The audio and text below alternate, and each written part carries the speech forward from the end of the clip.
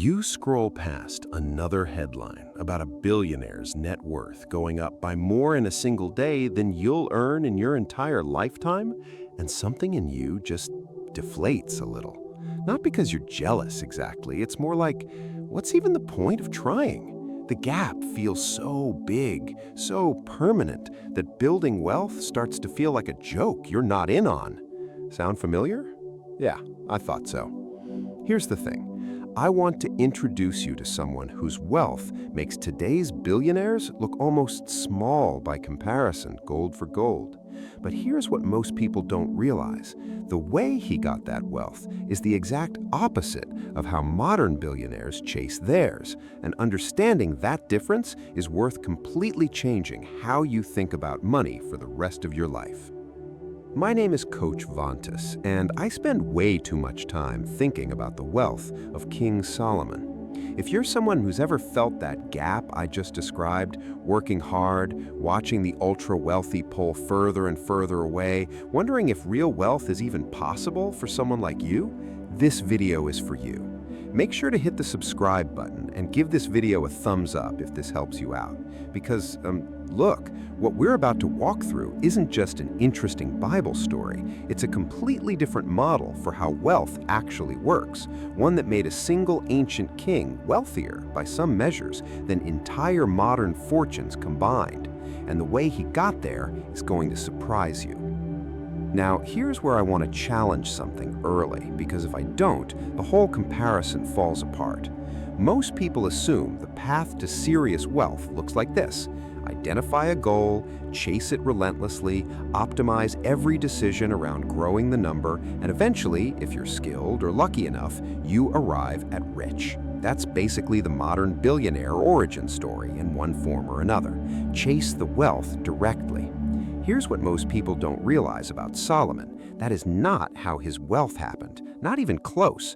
And that difference in origin is exactly why I'm calling him infinitely wealthier than a billionaire, not just wealthier in dollar terms. Let's go to 1 Kings 3. Solomon has just become king, young, inexperienced, carrying the weight of leading an entire nation, and God appears to him in a dream and says, essentially, ask for whatever you want, I'll give it to you.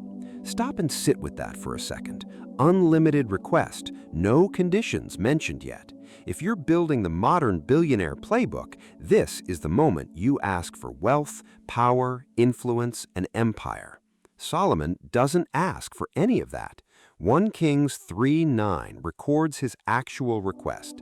He asks for an understanding heart, the wisdom to govern his people well, to discern between good and evil. That's it. Not riches, not long life, not the defeat of his enemies, wisdom. And here's where it gets really interesting. God's response in 1 Kings 3:11 through 13 is specific and remarkable because Solomon didn't ask for wealth or long life or victory over his enemies, but asked for understanding to discern justice. God says he'll give Solomon exactly what he asked for, a wise and discerning heart, unlike anyone before or after him. And then God adds something Solomon never even requested, riches and honor, so that no king in his day would compare to him. Read that order again. Wisdom first, requested. Wealth second, unrequested, given as an overflow. Okay, let's put real numbers on this because the scale here is honestly staggering.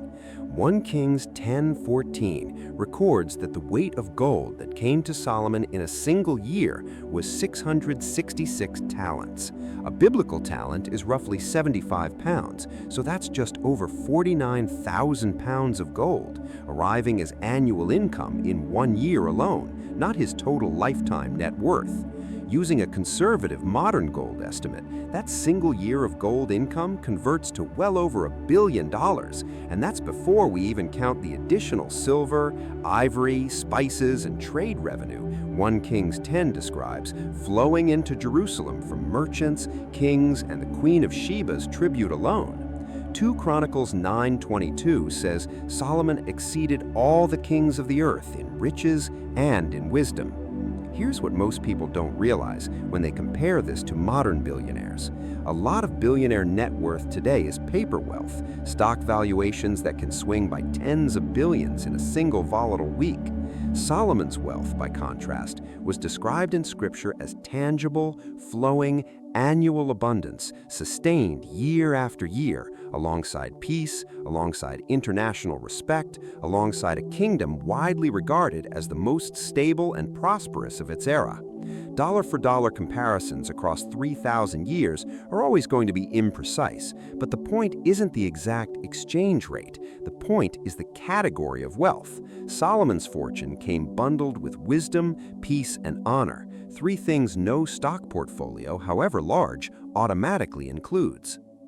Now, you might be thinking, Coach Vontas, that's a nice story, but is there actually a reason wisdom first produces more sustainable wealth than wealth first? Or is that just a spiritual nice to have? Here's the thing, there's a real mechanism underneath this, and it's worth understanding. When wealth is the primary goal, every decision gets filtered through, will this make me richer? Which behavioral researchers have linked to something called goal fixation, a narrowing of decision-making that actually increases risk-taking and blind spots, because the goal itself distorts judgment. It's the reason so many wealth-chasing ventures collapse spectacularly. The goal became the blind spot. When wisdom is the primary goal instead, decision-making stays broader, more balanced, less distorted by a single outcome. Solomon didn't build his fortune by chasing gold. He built a functioning, well-governed, wisely run kingdom, and the wealth accumulated as a natural consequence of stability, sound decision-making, and international respect. That's not a coincidence. That's what wisdom-first decision-making structurally produces, almost as a side effect. Think of it like this. Imagine two farmers. One farmer stares obsessively at the harvest number he wants, cutting corners on soil health, overplanting, exhausting the land to hit a target this season. The other farmer studies the land, the seasons, the right crop rotation, becomes wise about farming itself, and the harvest that follows is not just bigger, it's sustainable, year after year. Solomon was the second farmer. Most billionaire origin stories, however impressive in the short term, are closer to the first. Now, you might be thinking, okay, but didn't Solomon's wealth eventually become a problem for him? Doesn't the Bible actually caution against it later? That's a sharp observation, and I actually respect you for catching it, because yes, it does, and I'd be doing you a disservice if I skipped it. Ecclesiastes, widely attributed to Solomon later in life, is remarkably honest about this. Ecclesiastes 2:11 says that when he considered all the work his hands had done, all the wealth, all the achievement, behold, all was vanity and a striving after wind, and there was nothing to be gained under the sun. Here's what most people don't realize about that verse. It's not a contradiction of Solomon's wealth. It's the second half of the lesson. Solomon is telling you from first-hand experience at the top of human wealth that riches without ongoing wisdom and purpose eventually feel empty no matter the number attached to them. That actually strengthens the entire point of this video rather than undermining it. Wealth pursued and held without wisdom as the ongoing foundation, even wealth as massive as Solomon's, still leaves you asking, is that all there is? That's not a Bible contradiction. That's Solomon confirming from the inside exactly the trap that wealth-first thinking eventually leads to, even when it succeeds financially. And you might also be thinking, isn't it unrealistic to compare myself to a literal king with supernatural wisdom from God? Fair pushback, but look at Matthew 6:33. Jesus later teaches, "Seek first the kingdom of God and His righteousness, and all these things will be added to you." That's the same order Solomon modeled, made available in principle to every believer, not just kings. The specific scale might have been unique to Solomon. The order, wisdom and righteousness first, provision following, was never meant to be unique to him. So let's turn this into something practical. Here's how you actually apply the Solomon model this week, not just admire it from a distance. Step 1. Ask for wisdom before you ask for wealth. Practically, this means investing time in financial literacy, biblical wisdom, and sound counsel before chasing a specific dollar target.